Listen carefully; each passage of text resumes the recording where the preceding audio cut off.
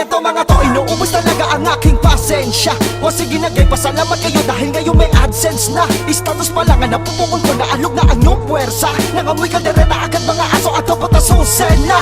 Handyang, naiwan na ba sa elementarya ang aking utak ba? Nakakahiya naman sa pang 1998 mong sulat. Kala mo kung sino itong magaling, paano kayo ang nagpupurihan. Ang lakas makabawa niya Jay, kayo yung skills di ka na binalikan. Nakakaawa ka naman sir, bakit ganyan ka ba tumanda? Puro lang ba, kikipagtalo ang nagawa mo. Natulak kapag inabot ka na ng karma at sinundan ka na ng sumpa. Ang tangay maaalala mo lang ay ang grupo mo at ang may mukha. Tuturuan ko to ng tamang pagsulat, dahil sa dami niyong nilabas walang nakasugat.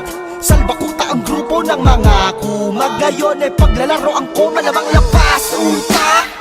Sabi ni kuya, humanap ka ng pangit, kaya puro pandalait na sa mga makabago talent. Ano kaya pakiramdam ng mga tulad yung puno ng galit? Yung tirahin ng kapwara para masigit sa inyo ang budget. Oo, masaya na magigalamay ka ni kuya, patag ka. Pero ang masakit, wala ka nagawa mapagmamalaking kanta. Jay, pag nabuo ng pang-apat na hanin ng aso na kolam na. Kapag wala ka na rin pakinabang kay kuya, babay ka. Sige ka ho!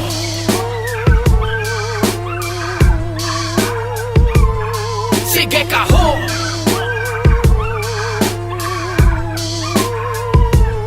Sige ka ho!